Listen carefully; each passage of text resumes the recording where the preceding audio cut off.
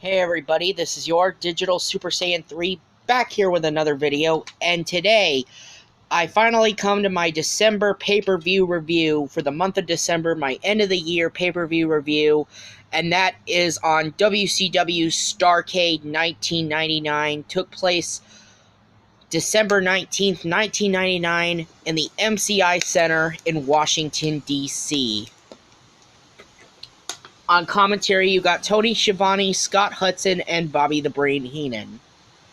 So, WCW Starrcade 1999 kicks off with a tag team match as the Mamalukes, Johnny the Bull and Big Vito, managed by Tony Marinara, defeating the Disco Inferno and Lash LaRue. This match was just bad. It was just a bad tag team match, especially just this whole storyline that the Disco Inferno owes money to the Mafia. It's ridiculous. The match ends with Disco Inferno hitting a chart buster on his own partner, mistaking it for one of the Mamalukes.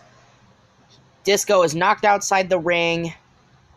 The Mamalukes get the victory, 1, 2, 3. They are your winners, and then afterwards, they beat up Disco Inferno. They knock him out with ether, put him in a body bag.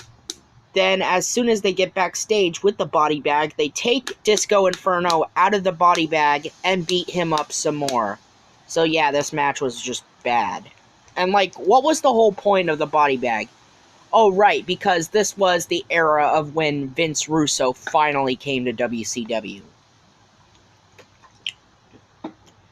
So, next up, we get, for the WCW Cruiserweight Championship, we have Medusa defeating Evan Courageous with Nitro Girl Spice to win the WCW Cruiserweight Championship. This match was shit.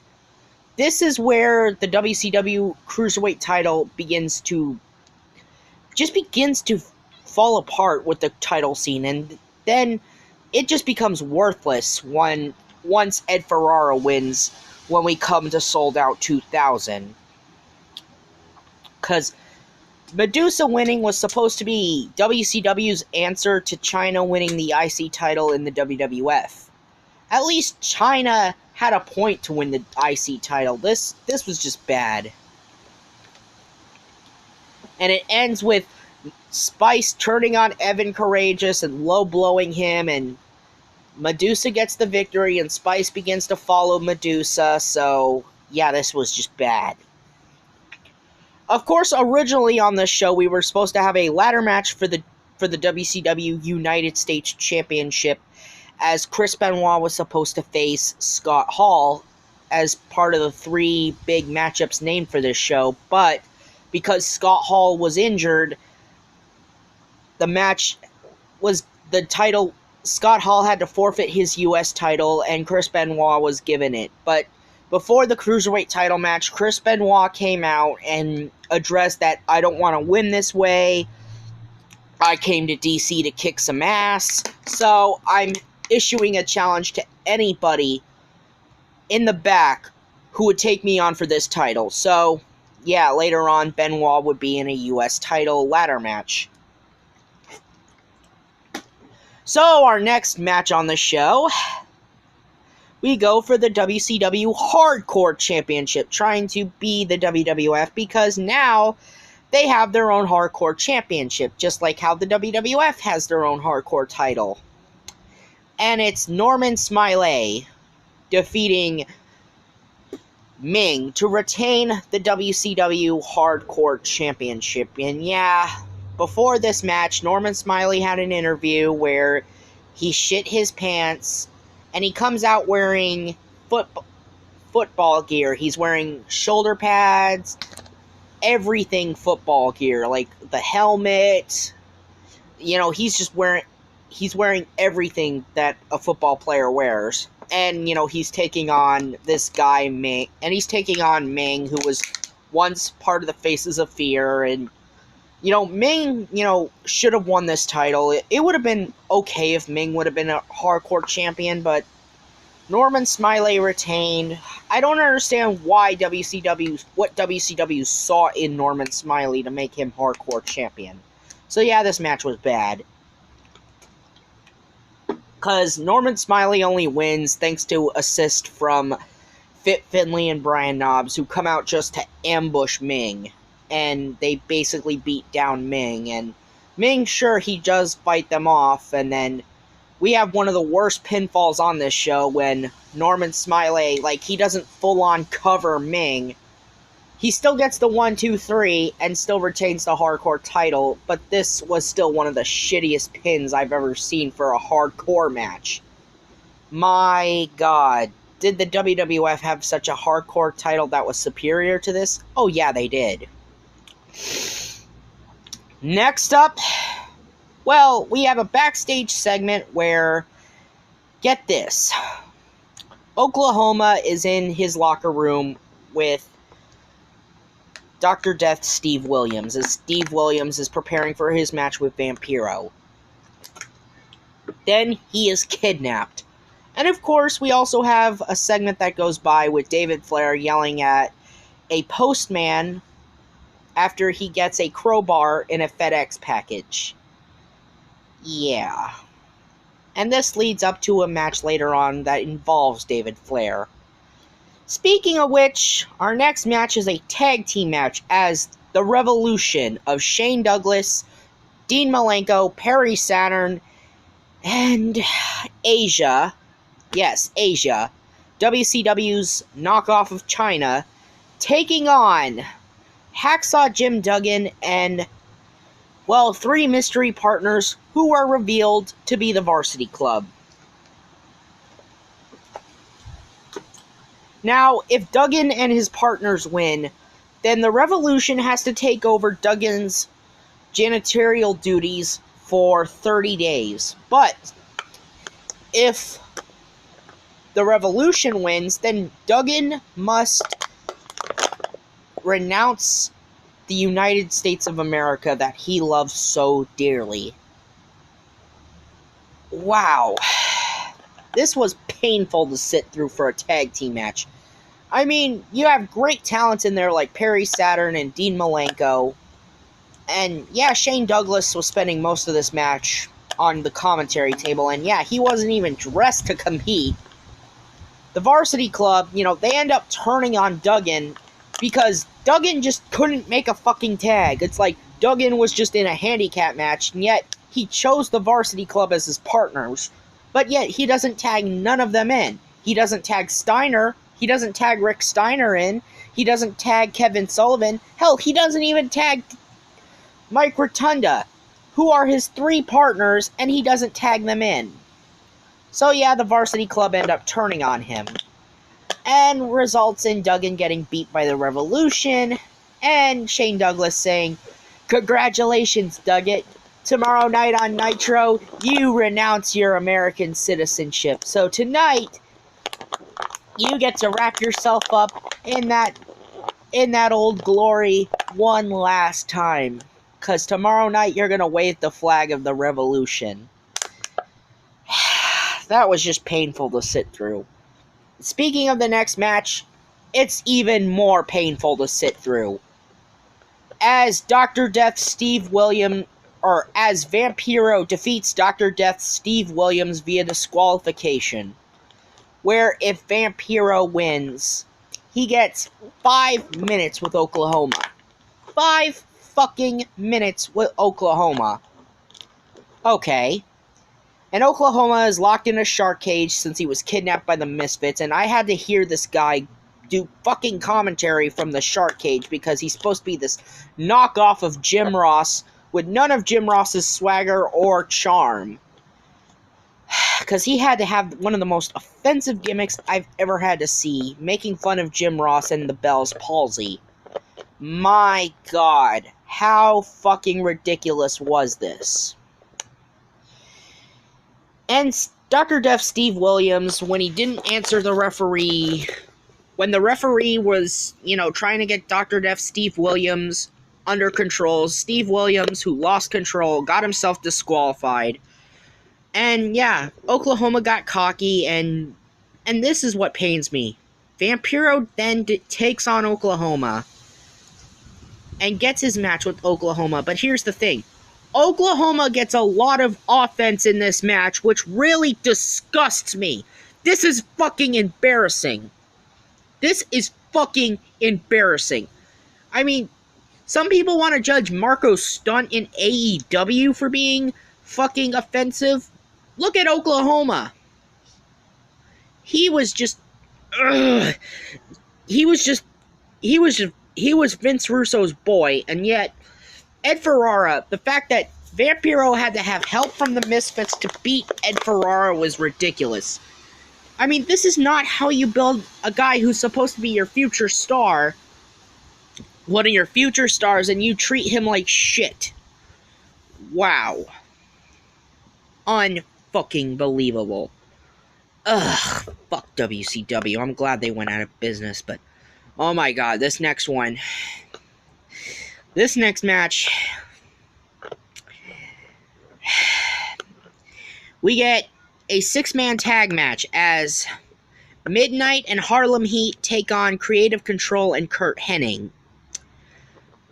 Earlier, before this match, we had Vince Russo talking to Creative Control and Curt Hennig before the match, even though we didn't really see him. They didn't really give us a close-up on Russo. They more or less just show what's the point of view from Curt Hennig, and or they were showing things from Vince Russo's point of view, but when we got to 2000, we got to see more of Vince Russo, and why did we ever even get to see his face? They didn't really need to show us his fucking face, and that's one of the most embarrassing things that Vince Russo did when he was in WCW. But, so now we got Creative Control taking on, or Creative Control and Curt Hennig taking on Harlem Heat and Midnight. Well, it was mainly just Booker T and Midnight taking on three of their taking on Curt Hennig and the Harris brothers, because Stevie Ray had to end up walking out because he didn't trust Midnight, and because I'm suspicious of her despite the fact that she's got my back, despite the fact that she's basically teaming up with us. And yeah, they ended up firing Paul Orndorff just for the fact that she trained in the power plant under him. That's fucking stupid that they fired Paul Orndorff for that. And Creative Control ends up winning, thanks in part to Stevie Ray.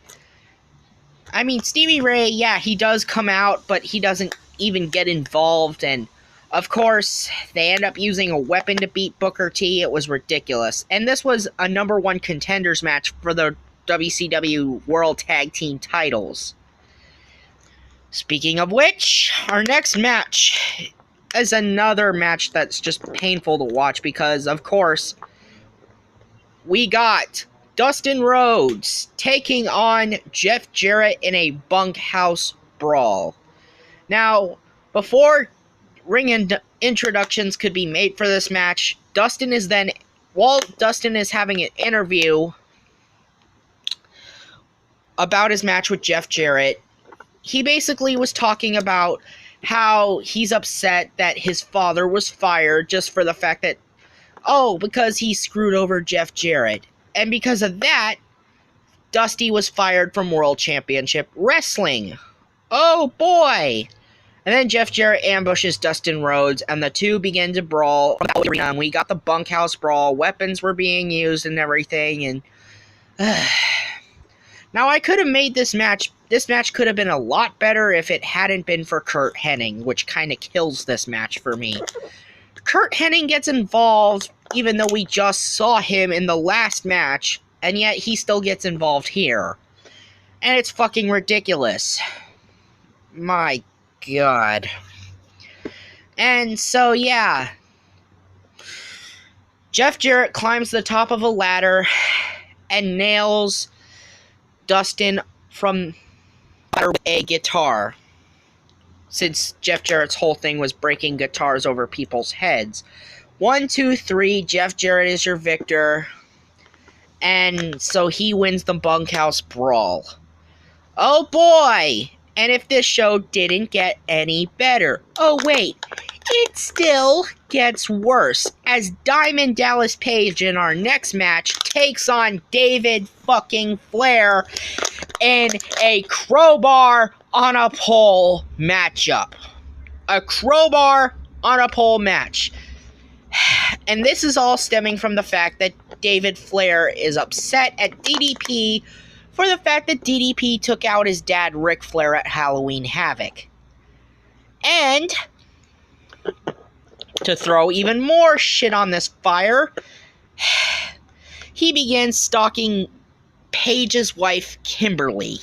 Yeah, he began stalking Kimberly. Oh boy!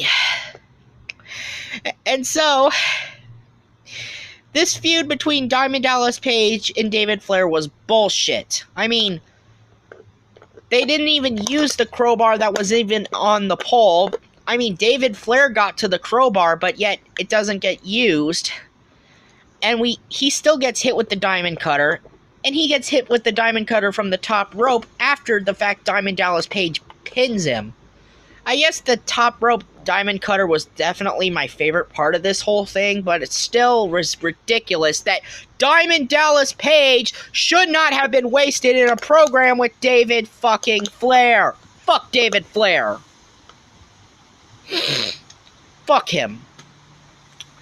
And so our next match, we got Sting defeating the Total Package, Lex Luger, or he's just called the Total Package, via disqualification. Now, this match came about just for Elizabeth's contract, because Miss Elizabeth did not want to stay with the Total Package, because at this point, Elizabeth is with Luger, and because Luger has been treating her like shit, she wants to, quote-unquote, leave him and tired of the abuse.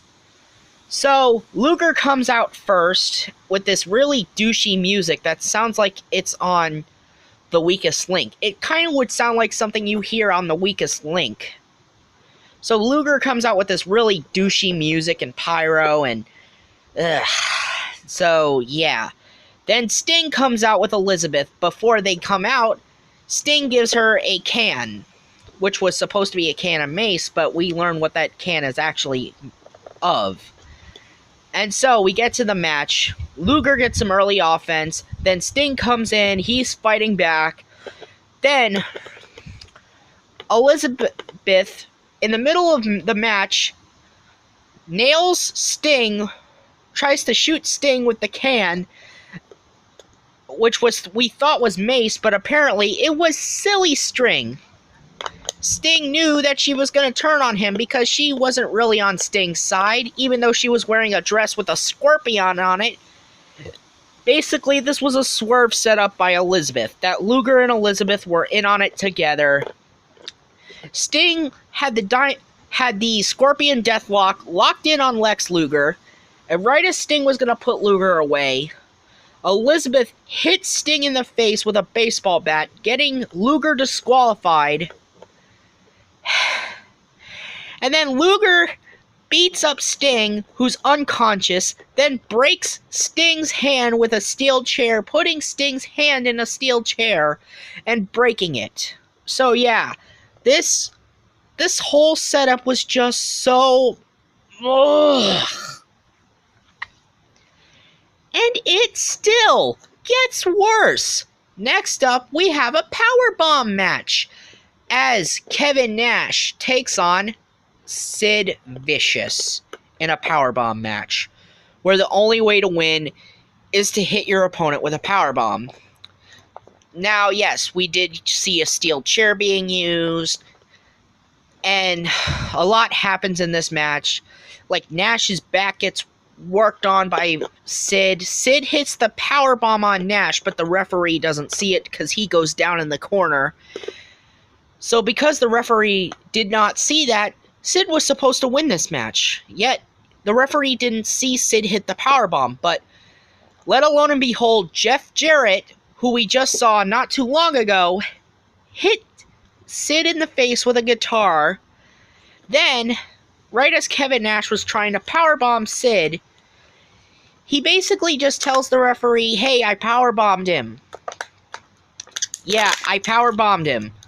And so, the referee believes Nash, even though Nash didn't hit the powerbomb.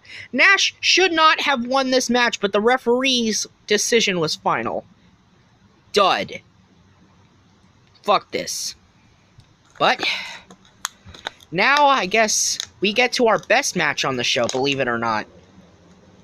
And this was the only match that didn't involve a swerve, as Chris Benoit defeats Jeff Jarrett to retain the WCW United States Championship in a ladder match. This ladder match was awesome. This was the only good match on the show that didn't involve a swerve ending. This is the only match on the show that didn't have that stupid swerve ending, but let alone and behold, we got it here.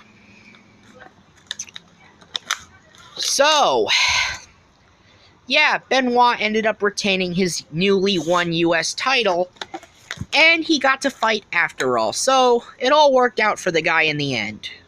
But, now we come to our main event and the reason why I wanted to do this show. As Bret Hart takes on Goldberg in a no disqualifications match for the WCW World Heavyweight Championship. So this was supposed to be the main event of the very last Starrcade of the 1900s. And going into the whole new millennium thing. And boy, was it a ballbuster of a match. I mean, for most part, the match wasn't that bad. I mean, it was not that bad of a match. But what really pegs it down for me is just the 3 ref bumps that happens when 3 of the referees that were involved in this match, Billy Silverman, Charles Robinson, Randy Anderson, they all get taken out.